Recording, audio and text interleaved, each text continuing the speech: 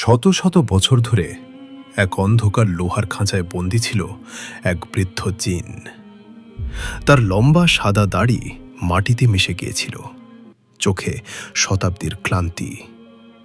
ঠিক সেদিন যখন কেউ আশা করেনি, এক গরিব কাঠুরিয়ার কুড়ালের আঘাতে খাঁচার শিলমোহর গলে যেতে শুরু করল।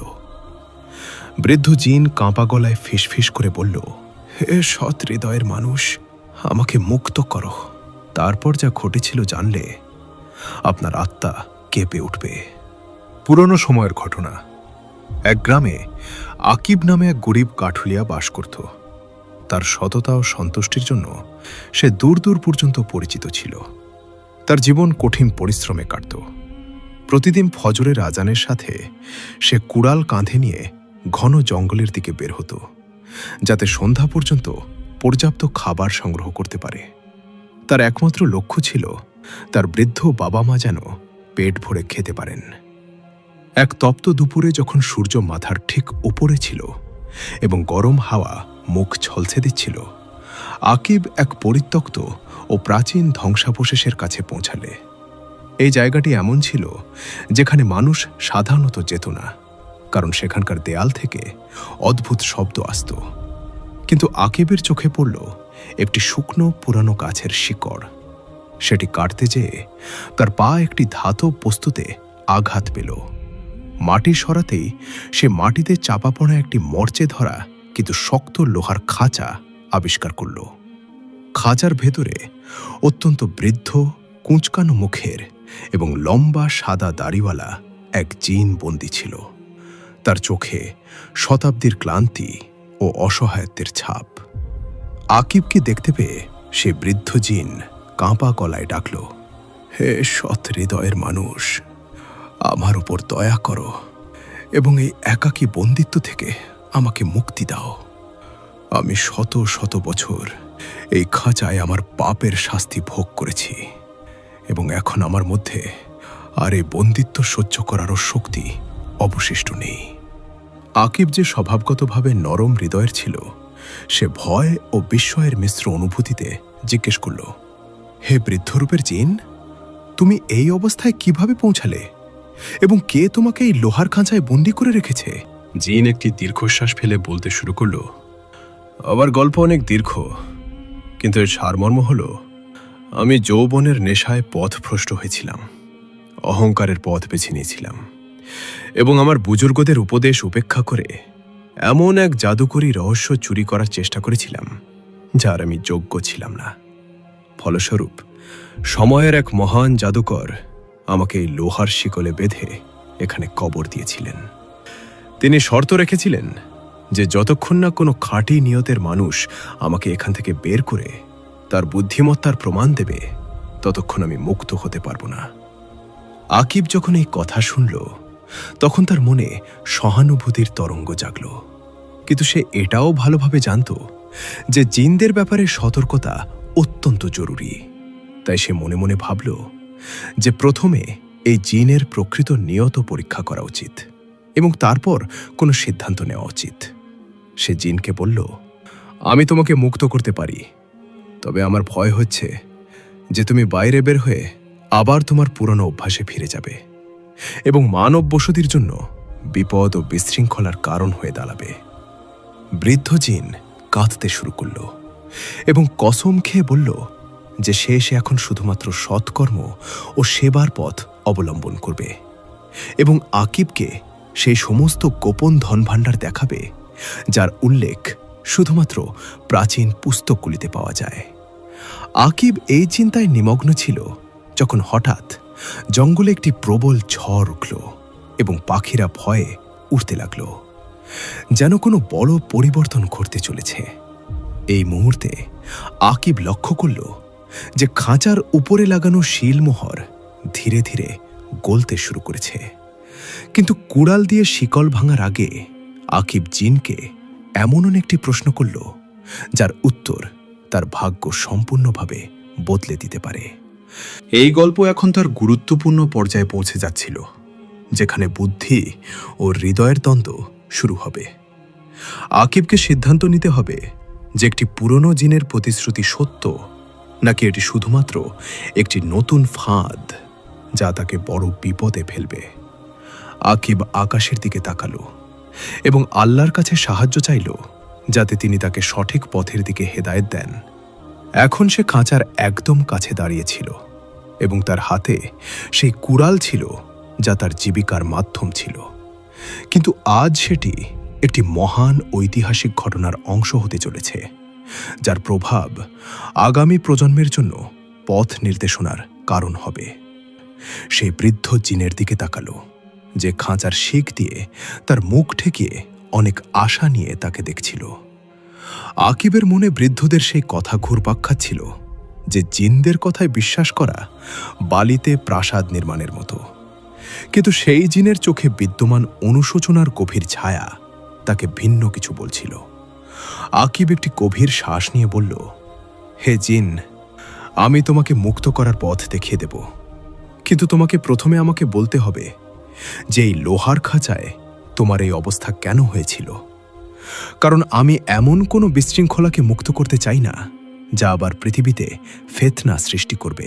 বৃদ্ধ জিন তার কাঁপা কণ্ঠস্বর সামলে বলতে শুরু করল, হে যুবক, আমার নাম জুবা এবং আমি একসময় কোহে কাফের বরফাবৃত গুহায় বসবাসকারী জিন গোত্রের সর্দার ছিলাম। আমার শক্তির এমন অবস্থা ছিল যে আমি এক ফুঁকে সমুদ্রের দিক পরিবর্তন করতে পারতাম এবং এক নড়াচড়ায় পর্বতকে মাটির স্তূপে পরিণত করতে পারতাম। কিন্তু এই শক্তি আমার শত্রু হয়ে গেল। অহংকারের নেশায় মত্ত হয়ে আমি এমন এক বুজুর্গ জিনের অপমান করেছিলাম, যিনি নিভৃতে আল্লাহর ইবাদতে মশগুল ছিলেন। তখন আমি তার ব্যঙ্গ করেছিলাম। ঠিক সেই দিনই আমার ভাগ্য পাল্টে গেল এবং তিনি আমাকে এই লোহার খাঁচায় বন্দি করে ততক্ষণ পর্যন্ত কবর দিয়ে দিলেন, যতক্ষণ না কোনো ঈমানদার কাঠুরিয়া তার সৎ পরিশ্রমের উপার্জনে অর্জিত কুড়ালের এক আঘাতে এই বন্দিত্ব না ভাঙে।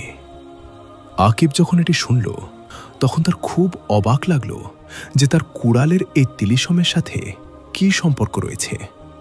জুবা তখন ব্যাখ্যা করল, এই কুড়াল সেই হালাল রিজিকের নিদর্শন যা মানুষকে জিন ও ফেরেশতাদের থেকে স্বতন্ত্র করে তোলে। আকিব এখন কুড়াল উঁচুতে তুলল এবং সম্পূর্ণ শক্তি দিয়ে খাঁচার তালায় আঘাত করল। তখন এক প্রচণ্ড বিস্ফোরণ হল এবং চারদিক থেকে নীল আগুনের শিখা উঠতে লাগল। কিন্তু আকিব তার জায়গায় দৃঢ়ভাবে দাঁড়িয়ে রইল এবং যখন ধোঁয়া শেষ হল, তখন সে দেখল যে লোহার সেই মজবুত খাঁচা ভেঙে টুকরো টুকরো হয়ে গেছে এবং তার সামনে সেই বৃদ্ধ জিন এক দীর্ঘ ও প্রভাবশালী ব্যক্তিত্বের রূপে দাঁড়িয়ে আছে, যার চারপাশে একটি উজ্জ্বল আভা ছিল। জুবা মুক্ত হওয়ার সাথে সাথে মাটিতে চুমু খেল এবং আকিবকে কৃতজ্ঞতা জানিয়ে বলল, তুমি আমাকে শুধু বন্দিত্ব থেকে নয়, বরং আমার নিজের অহংকারের বোঝা থেকেও মুক্ত করেছ। এখন আমি তোমাকে সেটি দেখাবো যা তোমার স্বপ্নকল্পনায় ছিল না। সে তার হাত দিয়ে বাতাসে একটি বৃত্ত তৈরি করল, যেখান থেকে এমন একটি পথ খুলে গেল যা সরাসরি মাটির বুকে নেমে যাচ্ছিল। সেখানে অসংখ্য রত্ন ও সোনার ইট এমনভাবে পড়েছিল যেন সাধারণ পাথর। আকিব এসব দেখে অভিভূত হয়ে গেল, কিন্তু তার সততা তাকে তৎক্ষণাৎ সতর্ক করল যে এই সম্পদ তার নয় এবং পরিশ্রম ছাড়া অর্জিত সম্পদ মানুষকে ঠিক সেভাবে অহংকারী বানিয়ে দেয় যেভাবে জুবাকে বানিয়েছিল। সে জিনকে বলল, হে জুবা, আমার এই ধন ভাণ্ডারের কোনো প্রয়োজন নেই, কারণ আমার বাবা মা আমাকে শিখিয়েছেন যে ক্ষুধার্ত ঘুমানো সেই পেট ভরানোর চেয়ে অনেক ভালো, যা হারাম বা সন্দেহজনক সম্পদে পূর্ণ হয়।